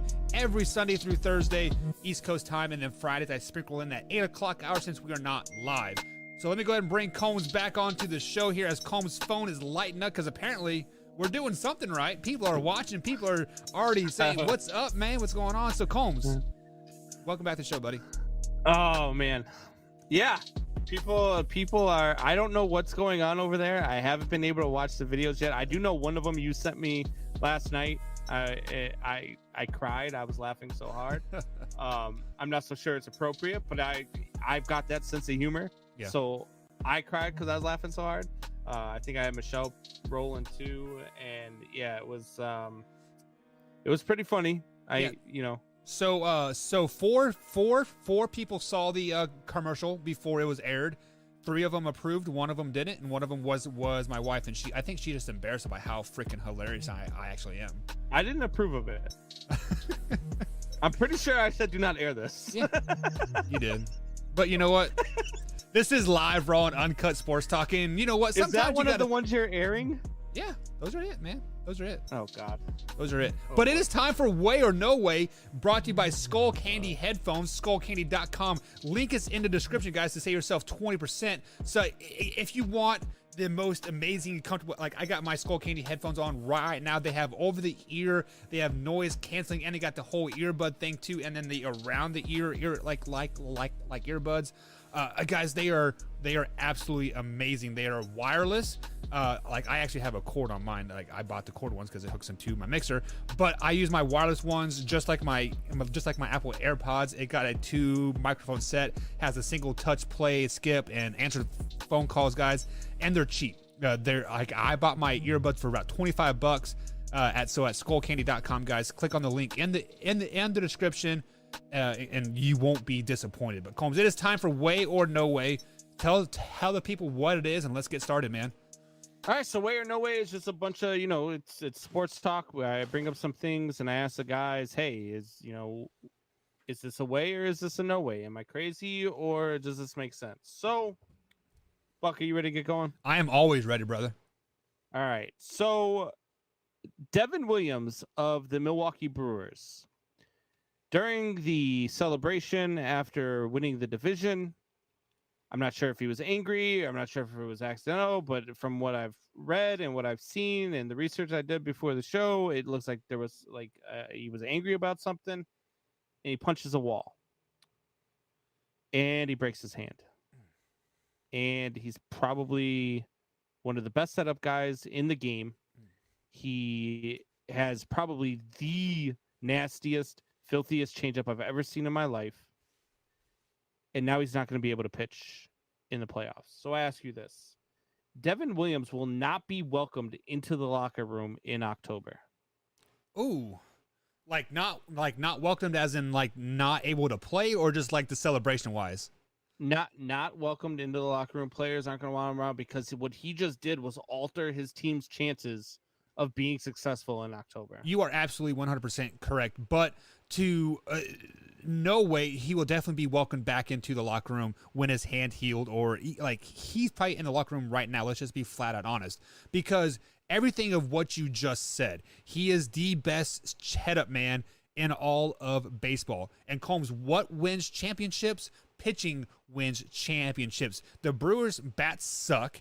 Their defense is mediocre at best, but their pitching has been absolutely top-notch for most of the season. So when you don't want a guy like that back on your roster and could possibly help you win a World Series, and you need him to win a World Series for sure, I mean, no way they would never not welcome him back into the locker room. Yes, I just said a double negative there, but no way they'll definitely want him back in the locker room. However, punching the wall is the dumbest thing to do, period.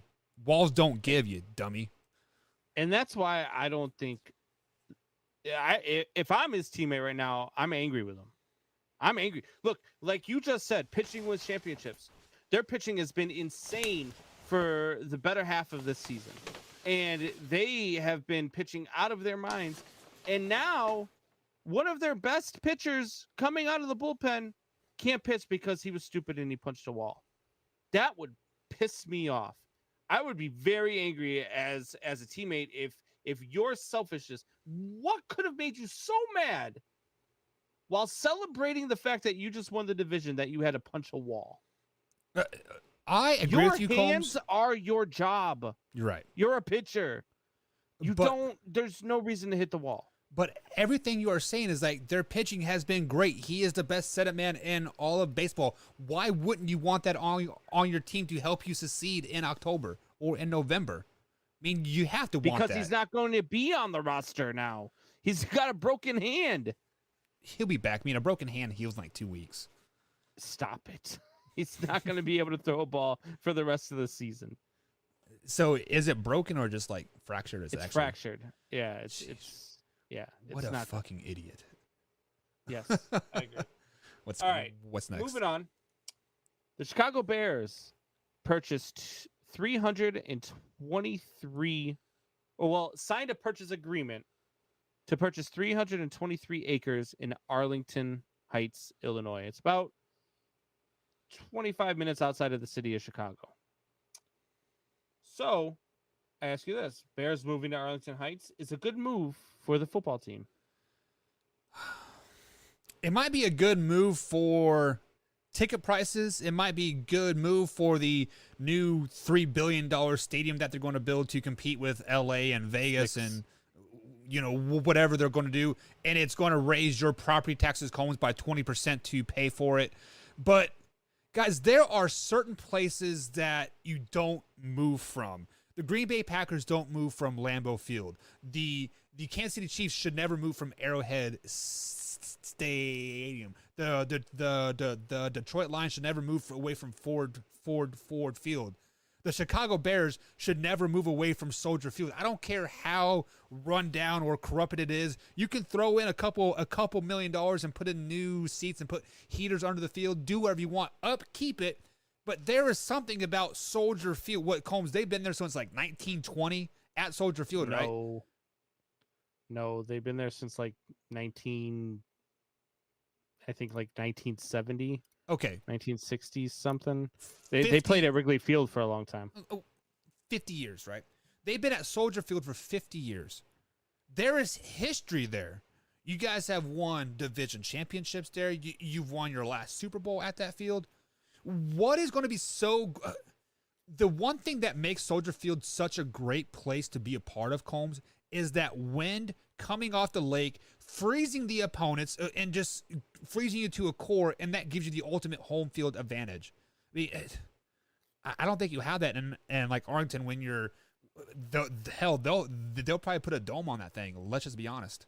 Oh, they're going to. They're going to, and it's going to be a $6 billion stadium, not a $3 billion. Stupid. And not only that, but they're moving to an area that they're going to be building a casino there. They're going to be doing all sorts of stuff. The Bears don't own Soldier Field. The city of Chicago owns Soldier Field. They don't allow the Bears to make renovations. They don't allow them to change from grass to turf. They don't allow them to do certain things. There's certain times where they can use the field, certain times where they can't. It has been a nightmare. They move to Arlington Heights. They get a new stadium. They can host a Final Four. They can host a Super Bowl. They can host all sorts of events that allows them to bring in money for the team and use that money for the team. They don't get that now with Soldier Field. Not only that, how many teams don't play in the city that they represent? Right? You look at the New York Jets and New York Giants. They both play in New Jersey. Right. Okay. You look at the New England Patriots. They don't play in Boston, Massachusetts. They play in Foxborough, Massachusetts, about 35 minutes outside of Boston. Because Massachusetts is so big. But Boston's the city, though, right? I mean, Yeah, Boston's I got you. the spot. Right. And then you look at, there's all sorts of, I believe the Dallas Cowboys, I don't even believe they play in Dallas. I believe they play in a suburb of Dallas. Yeah, it's Arlington or something, right? Yeah. So it happens all over the place.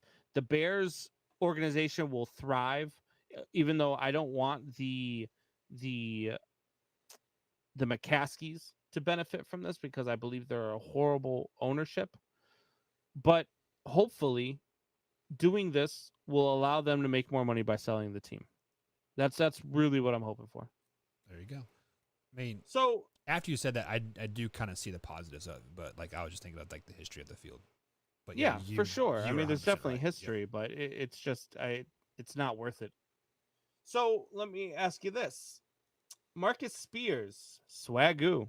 This guy, I mean, I tell you right now, I think he watches Man Hour because the next day after I went on my rant on Monday, on Tuesday morning, I got sent a video by Drew who was watching First Take or whatever, the Get Up, whatever show he's on ESPN. And he sent me a video, and Swagoo was saying verbatim what I had said on Monday night. Verbatim. That's a big word. I'm proud of you for that. Swagoo says that Derek Carr is the front runner right now for the MVP. So let me ask you, is Derek Carr the front runner for the MVP? Way or no way? You know what? I have to go way because a lot of MVPs are based off your team's performance. And Derek Carr is having arguably a career stat-wise year right now. The Raiders are 3-0. But on the flip side of that, we've seen the Raiders year in and year out start hot. Combs, where did they end up? 8-8, 7-9. Hell, there was one year they started 6-0 or 8-0. And they finished the season 8-8. So it's year to year, though, right? You can't, like, just because, a team was horrible last year doesn't mean they're great this year. Just because the team was great last year. I mean, what have the Atlanta Falcons been since they went to the Super Bowl 4 years ago? Fourth quarter bust. You're absolutely right. So I'm going to go with way that Derek Carr right now is the front runner for the MVP. But we've only played 3 games of the NFL season. Patrick Mahomes hasn't got hot yet. Aaron Rodgers is starting to find his swag again. Lamar Jackson is completing jump passes. Hell, Josh Allen threw for 500 yards the first week or whatever it was, or second week. I can't remember now.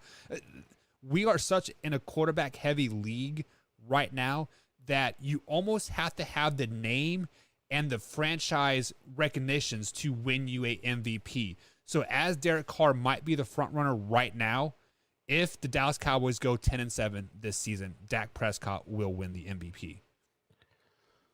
So Derek Carr, it's hard for me to say that he's the front runner for MVP right now, just because he's Derek Carr, and you start thinking about all the names out there right now, and you look at some of these teams, like, I mean, you look at a Matt Stafford.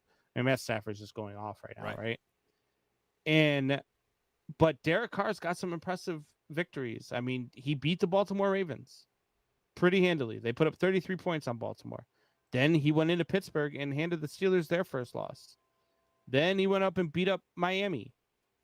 3 defenses who we talked about before the season who were going to be pretty dang good, right, who are pretty respectful, right? So now he's got the Chargers this week. If he does the same thing and they beat the Chargers, then he gets the Bears, the Broncos, the Eagles, and the Giants in his next 4. They could damn right well be 8-0 to start the season. Because if they get past the Chargers, even if they don't get past the Chargers, they could definitely be 7-1 starting the year.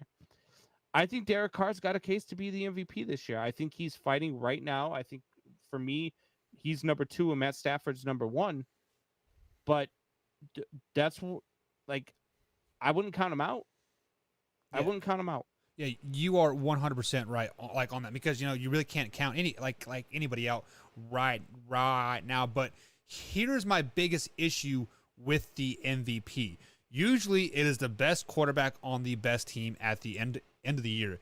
It never is that most valuable player on a team, because if you truly think about the most valuable player on a team right now, like flat out most valuable, it's Cole Beasley for the Buffalo Bills. Like he is their bread and butter that hold that team together. Mr. Anti-Vaxxer himself.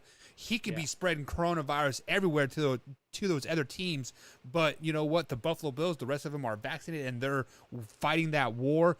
But for whatever reason, Cole Beasley is just that dog that every team has to have. And if it was a true MVP award, it would go to a player like that year in and year out. It would go to a player like Micah Parsons that is single-handedly elevating that defensive play on the Dallas Cowboys each week.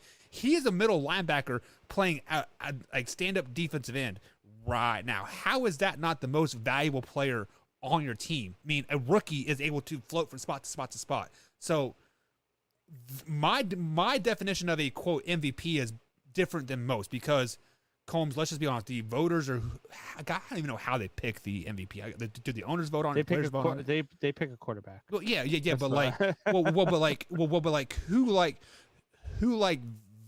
is it the owners that vote? Coaches, like who votes on it? I think it's the players. Is it the players that vote? I don't know. I don't know. But it might be the writers. But either way, it's the best quarterback on the best team. I think the Raiders are going to be the team that I was way wrong about in the preseason. Think so? I had them at 3-14 this year. Yeah, I mean, they're like, already 3-0. I think I had them like at 7-10 because that's just who they are. They are a 500 team. It is like they get complacent. They're like, oh, I'm happy with my 7 wins. Let's just coach for the rest of the year. Let's get on that banana boat and get a top 10 pick. Like that's just kind of who they are. You ready for the last one? I am ready for the last one. All right. So number 1 Alabama takes on number 12 Ole Miss. Number 2 Georgia takes on number 8 Arkansas this weekend. Way or no way, we will have a new number 1 and number 2 on Sunday morning. Who was number 2? Georgia. They're playing Arkansas, who's number 8, and Alabama, who's number 1, takes on Ole Miss, who's number 12. No way whatsoever. Like Alabama could lose by 116 points somehow, somewhere though. they will end up in the top 4 in the playoffs. They could be 2-12 and still end up in the playoffs. No, but seriously though, for the SEC, I've been on record saying this many times that they are not the best division in football. This year, they have a lot more parity. Alabama seems to be down a tad bit. Georgia and, Arkansas, Texas A&M, hell, even Kentucky, they all seem to be a tad bit more up. But there are times in games, Combs, whether it be NFL, college, high school, junior high, fifth grader flag football teams' names carries warrant. When you go and play Alabama, when you go play a Georgia, just a name alone fears you 9 times out of 10, and that automatically gives them a 7-point advantage playing whatever team they play. So there might be a new number 1 and a new number 2, but Alabama and Georgia are still going to be number 1 and number 2 at the polls when they come out Sunday night or whenever they come out. I disagree. I think that this year in college football, we don't have a clear dominant team. You saw Alabama and Florida played right up with Alabama all the way to the end of the game 2 weeks ago. Georgia is maybe as close as you can get to a dominant team, but I think Arkansas is going to beat them this weekend. I think Georgia's on upset alert, and I think Alabama's on upset alert. I think both of them two teams lose. I think we've got a lot more parity in college football than we do. And don't think that this is a ploy for me to say Notre Dame's going to slide in there, because Notre Dame is sitting at number 9 is taking on number 7 Cincinnati, and I'm not picking Notre Dame to win this weekend. So this has nothing to do with that. This has to do with the fact that I think there's a lot more parity in college football, and I think that that's going to trend that way, especially now that they're going to allow players to get paid. I don't think it's going to matter where they go, and I think that it's going to really even the field in college football. Yeah, and I actually have to totally disagree with you on that 100%. Just because, let's think about this. When you think of football, Combs, what conference do you think of? The SEC. Yeah, exactly. Yeah. So with that being said, players, all those 5-star players that were going to be back up in third string on like Alabama their freshman sophomore year, and they go to like a Clemson or a Florida State, all those players are going to go to Alabama now because they got that Alabama name. They got that SEC conference name behind them, and they got all that, the NIF money or whatever. They are able to get paid for the likeness and Facebooks and training and like all that crap. So why not sit on the bench, get better as a player, become a number 1 overall pick or a first-round pick, second-round pick, and still get paid your $1 million or a brand new car, a new truck? Like, hell, the Kentucky quarterback right now is driving in a brand new truck and a brand new car and has a Planet Fitness deal that he just signed with, and he flat out sucks. So it just there is no advantage now of going to a Kansas State as a 5-star athlete, and you might start. Sure, you're still going to be a 5th or 6th round pick. You can go to Alabama, compete, have more competition in practice than you do in games, and become a number 1 overall pick and still get paid. I mean, I think this helps the SEC and Alabama, Georgia, LSU more than anything. Here's why Georgia's on upset alert. JT Daniels is battling an injury. He's got a lat injury. That's going to hamper him heading into this game. You're right. That's going to give. I'm just telling you, it's going to give Arkansas an advantage there. And Ole Miss is just, look, they always play Alabama tough. They always find a way to play Alabama tough. It's a conference game. And I'm just telling you, both of them are on upset alert. Now, I say that they're both going to win by 64, and it's going to be a moot point. But I think both of them are on upset alert. I think there's a lot more parity in college football this year than we've seen in a long time. Yeah, well, and if you guys want a chance to win some free money, be sure to head over to pickemwars.com. Link is in the description. That's pickemwars.com. Sign up for free, and you can pick all these games for free and win real money. Last week, I won $87.50 on Major League Baseball picks. So if I can do it, you guys can. So it's really, really easy. So, Combs, let's go ahead and head to break. On the other side of the break, guys, we're going to have some shot talk and some Bucks thoughts to end the show. All right, man, we'll be right back. Where's that? There's the break.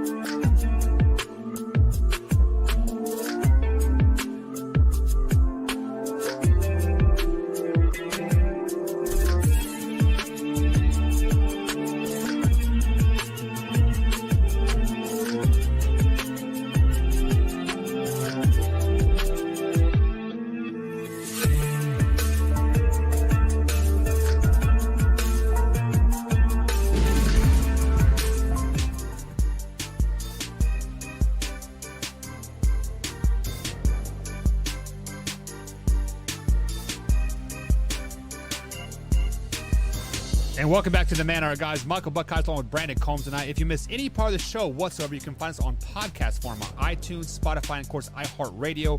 Or simply head over to manhourradio.com and click on the podcast, and it'll be right there. Be sure to download this and share with a couple friends. Or if you just wanted to watch a certain part of the show when we had our NFL power rankings, or when we talked about how great Aaron Rodgers is going to be, or if you talked about how great the Detroit Lions will be for the rest of the year, head over to youtube.com/manhour, hit the subscribe button, hit the bell icon, then click on all. And we do upload clips each and every day over there, 5 to 6 times a day, 7 days a week, 365 days a year. So join the Man Hour Nation, guys. Comment, have some fun, as we always do have fun on the show here. So let me bring Combs back onto the show here. Combs, we've had a great show, man. Like, those NFL power rankings always get me fired up, and I feel like we could have kept Mr. Wallace on the show like all night, and we could still be talking about Jameis. Like, let's just be honest about that. Yeah, there's a few arguments we could have now. Yeah. So, like I said, he does his research, and he does all 32 teams, just not like the top 10 or the top 5, or he doesn't go to CBS or ESPN and just rip their rankings off. He does all 32 teams. He does research, guys. So definitely give him a follow on Twitter. Like his clip. We will be doing that, and like all that say. So Drew says, is it just me, or has officiating really gotten bad this year? Combs, you want to start off with that? Because, in the NFL, I'd assume that's what we're talking about. Yeah, officiating's atrocious, but it's been atrocious for years now. Ever since the replacement refs. It's not even just the NFL. That's why I had to ask you, because I mean, you can pretty much trash officiating in every sport. I don't get it. Like, it makes no sense to me how bad some of these officials, pro officials, are. It's crazy to me. Like, some of the calls that you see, and you're just like, wow, how? Like,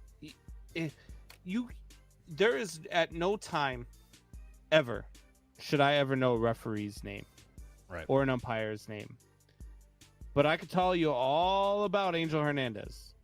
I could tell you all about Cowboy Joe West. Yeah. I could tell you all about guys like Ed Hockley and these guys in the NFL. Like, I just do your job. It's not hard. Your job is not, and that's where I think a lot of referees get it. And I say this all the time because I'm telling you right now, I've never yelled at referees as much as I have in 8th grade girls basketball. But pay them more, Combs. Your job is not to look for penalties. Your job is to call them when you see them. Right. You're not supposed to be out there looking for the penalty. You're not supposed to be out there looking to throw the flag. Like, I'm a ref myself. My idea of a perfect game is the clock keeps winding and I never have to blow the whistle. Get paid by the game, not by the hour, baby. Yeah. And that's the thing. Like, as Bo Bichette just went deep again to give the Blue Jays the lead. There you go. But no, I don't know. Like, officiating in all sports has been bad, but yes, it's been especially bad in the NFL. When officiating got worse, Combs? I mean, like, obviously when the replacement refs came in for, was it the full year or a half year? I can't even remember now. I believe it was a half year. Yeah, but like the Packers fans know that very well as the both caught it in the end zone. I don't even remember. It was so dumb. But ever since replay has been implemented, the refs rely on that so much, and then when like a coach runs out of replays, or we're not within the 2-minute time period or whatever, right? They're like, oh, they'll just replay it and we'll get the call right. No, just make the call right there. Like, if we want better officiating moving forward, get replay out of the game. Take out of baseball. Take out of football, college. Like, college football is the worst. They replay every freaking play. Like, a college football game takes damn near 6 hours to complete. Now, it does not stop it. Are you serious? The K-State game, Oklahoma State game last week, I DVR'd it, and my DVR ran out because the game was 5 hours and 45 minutes long. Come on. I don't believe that. I will screenshot it and show you it. But now Now, I'm not take replay out of every aspect of the game, but let's review, a touchdown. Let's review a home run. Let's not review that, the lineman was 3 inches too far up the field and it's illegal lineman. I don't want all that crap. Review the plays that matter, and that's scoring, turnover. Hell, yeah, let's say scoring, turnovers, and that's about it. And maybe some ball spottage, like if it's blatantly like obvious, like, hey, Patrick Mahomes reached 4 yards up the field for the first down, even though his body was way back in it, which that's crazy how they do that. Look, I know you're getting old, but we don't have to talk about ball spottage. I mean, you're getting spots. It's a different story right now. Jeez. You talk about Tori's dad jokes. By the way, the Javier K-State says I'm game right. the K-State game last week took 3 hours and 26 minutes. Okay. How much time is on a clock, Combs? How about this? How long is an average NFL game? 2.5 hours? Yeah, about 2.5 to 3 hours. So it's usually I'm watching a 3 or 3:30 kickoff well into the Sunday night football pregame show. right, which is 6 Usually. o'clock. Right. So first of all, Javier says I'm right. I know I'm right. I like Javier. Thank you for your vote of confidence there. Definitely appreciate that. But yeah, I mean, a college game should not last longer than a pro game. They literally review every first down, every catch, every fumble. It is ridiculous what they do for the college game, Combs. It's stupid. See, and I'm on the opposite spectrum. If you're going to review one thing, you've got to review everything, right? Like there should be no reason. But why they don't. A game They is don't review decided, pass interference why a or game, right. There should be no reason why a game is decided on a play that shouldn't have been called the way it was called, but it's not a reviewable game, a reviewable play. So. Do you remember, was it 2 years ago they tried the pass interference replay thing and none of them ever got turned over? Yeah. Like there's a reason why some of that stuff isn't there because none of them will get turned over because it's not physical or what's the word? It's not undisputable evidence, right? So right. How about this? How about this? Let's save because a NFL referee gets roughly around $120,000 a year. So there's six on the field, 16 games a week. You do the math. You figure that out. Let's say $8 million. Let's save $8 million a year. Put that into camera equipment, the AI technology. Use that Skycam and drop a flag right where the penalty is. And just do everything automated. I'm okay with that. I mean, in baseball, I've been clamoring for automated strike zones for years now. I have no problem with automated officiating. I think we've got the technology to do it. I don't see why we just don't go and do it. Until the AI takes over the world. You've seen Terminator, haven't you? Jeez, we are screwed if that happens. All right. Are you ready for my thoughts, Combs? I'm never ready for your thoughts because I know some of the things that went through your head, as evident as the commercials are today, apparently. Whatever. Let's get to it. And now, Mike's thoughts. So my thoughts of the night are kind of going to go towards sports in general. Like, I mean, we've talked about referees, we've talked about players and like all this stuff, but let's talk about the simple fact that we spoke a little bit about this with Kevin O. I believe it was Sunday or Monday night. I can't remember for sure what night it was. But Kevin O. comes out and said that athletes and celebrities don't know the platforms that they are given, and they don't understand the value of their words, right? So with all that being said, the other day, LeBron James come out and said, and I quote, "It is best for me and my family that we get vaccinated." This was just a day or so after that Kyrie Irving has come out and said that he will not get vaccinated because he thinks his DNA is getting sold to a supercomputer. I don't even remember what it was. Absolutely crazy, absolutely whatever you want to talk about it.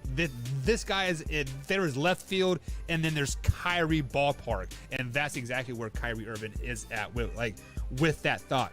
But the NBA come out today and said that players that do not get vaccinated and they cannot play in certain arenas will not get their paycheck. And professional athletes are up in arms about this. They are pissed off. They're saying, "Oh, I signed a contract. It's guaranteed, yada, yada, yada." If I have to get, my work right now is making me get a vaccine by October 8th. So I have 10 days to get a vaccine, or I am out of a job. No ifs, ands, or buts about it. That is what is coming up from the head, and it is trickling down. So when the NBA says that, you know what, if you don't want your vaccine, but these arenas like Golden State and Brooklyn that is, basically forcing their employees to get it, and you don't have it, and you don't play, you aren't going to get paid. How is that unfair? Come on, Mr. Kyrie Irving, or whoever is not Andrew. What's his name? If you guys aren't going to get vaccinated, I totally agree with you. I mean, I'm not anti-vaxxer or pro-vaxxer. Like, I'm right down the middle. I don't really care one way or the other. I mean, I get a flu shot just to appease some people in my family, and that's it. So if this is going to appease my work and be able to keep my job and keep food on my table, keep money in my pocket, I'm going to do what I gotta do. NBA players, baseball players, hockey players, whoever, tennis players, golf players, if they're requiring you to get something, just go get it. It is just like going to school, Combs. You got to have your tetanus shot to go to school, right? You got to have your chickenpox vaccine or whatever. Like, it's a part of life. Deal with it. That's all I got to say, guys. Come on, just don't be stupid. Man Hour Nation, rise up.